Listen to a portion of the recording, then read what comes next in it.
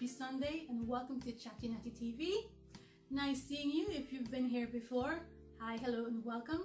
If this is your first time, please go ahead and hit that like button, subscribe and hit the notification bell so that whenever I post a new video, you will be able to receive a notification. But today is a special, well, Thursday was a special day, but today's a special day too, right? Every day is a special day. But Thursday was a very special day. For me, as an Antiguan and Barbudan, Thursday was the 1st of November, and that was the 37th Independence Day of Antigua and Barbuda. Now, in previous clips that you've seen before this one, you would have had an idea of what my week was like.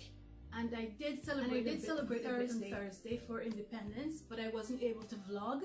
However, I just wanted to give a few words about Antigua and Barbuda and about the significance of our independence. So basically, Antigua and Barbuda is a twin island state in the Eastern Caribbean, and we gained our political independence from Britain in 1981 on the 1st of November. So that is so funny because it seems like it's a long time ago, but think of how many 37-year-olds or younger that you know. So it really wasn't that long ago, but still long enough for us to be, celebrating our independence and to be happy for it. That essentially means anyone who was born after November 1st, on November 1st and after November 1st in 1981, have no idea what it was like to have been a member of the British Overseas Territories or a member of the British Empire. So that means, in converse, that anyone born before that day, before November 1st, 1981, were actually subjects of the British Empire. Can you believe that? Well, yes, because some people are still subjects of the British Empire as well, right? And there's nothing wrong with that. But Antiguans and Barbudans decided that we wanted political independence, and so we fought for it, and it was attained on the 1st of November, 1981. And as an Antiguan living in the diaspora, nostalgic whenever Independence Day rolls around, because from a very young age, Independence Day was always celebrated, like very much all throughout the islands. You would see banners and flags and buntings and things wrapped in the national colors, and we have our national dress costume for both the women and the men. We have the national fabric, which is used to make the dress costume. So if you don't actually wear the traditional dresses themselves and traditional, shirt and pants and stuff for the men, you will at least use the fabric, which is madras. And very many other Caribbean countries as well have their own pattern or fabric that's called madras as well, because it's a fabric that was very common for former slaves. It's the fabric that came in from, shipped in from overseas. It was cheap, it was given to the slaves, and many of them would use it to make, their market wear or their Sunday best and things like that. So the madras is a very common piece of fabric, and that is what was used to make the national dress. Now, if you didn't want to, or you don't want to walk around in the actual traditional costume, people use the madras and creatively make all sorts of fashion statements, with the madras, from accessories, bags, earrings, belts, you name it.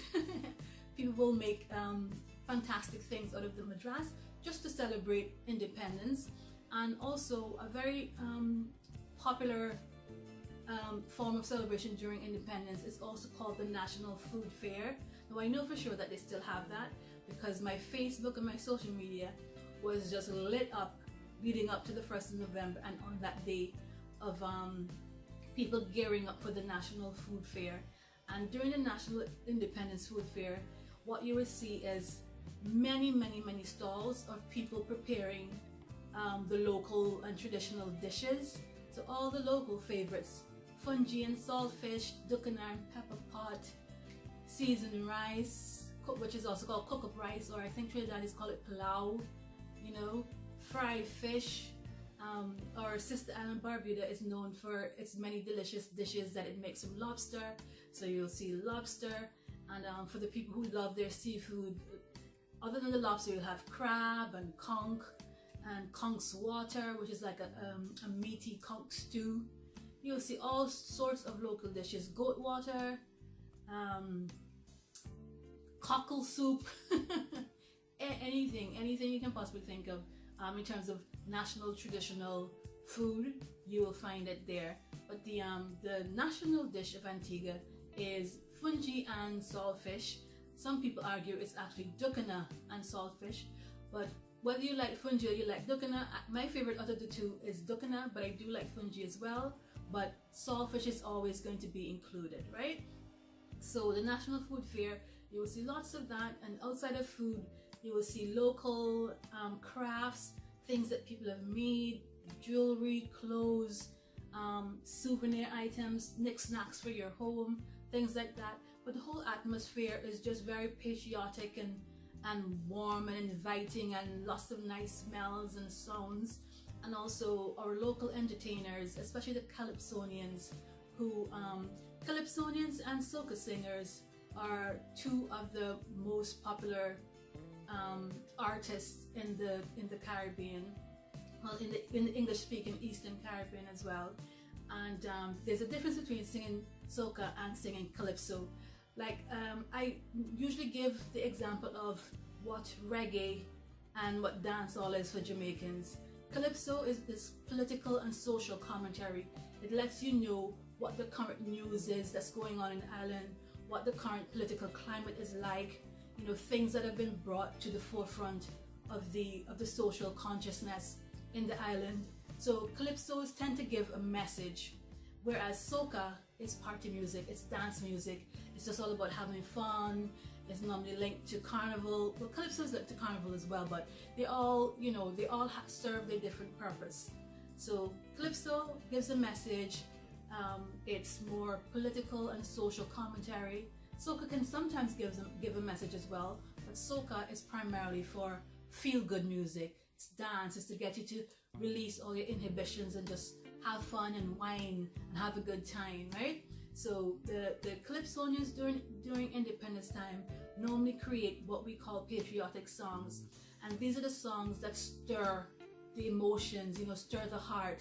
These are songs that call Antiguan and Barbudan citizens and nationals to arms, you know, to be looking out for the best for their country, to love and look after their fellow man, their fellow citizens, to always strive to develop the country, to develop each other, to develop the nation, to make the nation stand strong and firm, and to always be aware of the colonial past, and always be aware of the point in time where we weren't the masters of our own destiny, you know, on the island.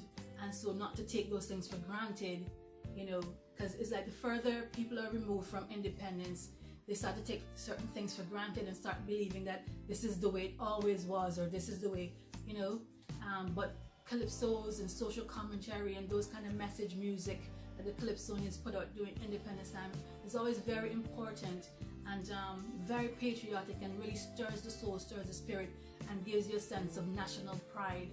And a lot of Antiguans look forward to hearing the independence songs during this time, just to have that sense of, you know, patriotic pride and love of country and love of fellow man and all of that.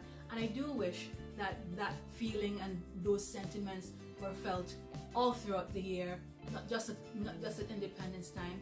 For many, it is felt all throughout the year, but Independence Time is when a lot of people really, you know, really get in the spirit and really are proud to be Antiguans and Barbudans. Now, this is our national flag. It's one of the prettiest flags, if I might say so myself, out there. And I will attempt to let you know what the flag symbolizes. Now, the black of the flag symbolizes the African heritage. It also symbolizes the soil of Antigua and Barbuda. The red symbolizes the dynamism of the people. The blue, of course, symbolizes the 365 wonderful, beautiful beaches of Antigua. And the white represents the sand. And the gold sun you see here means the dawn of a new era. It symbolizes hope.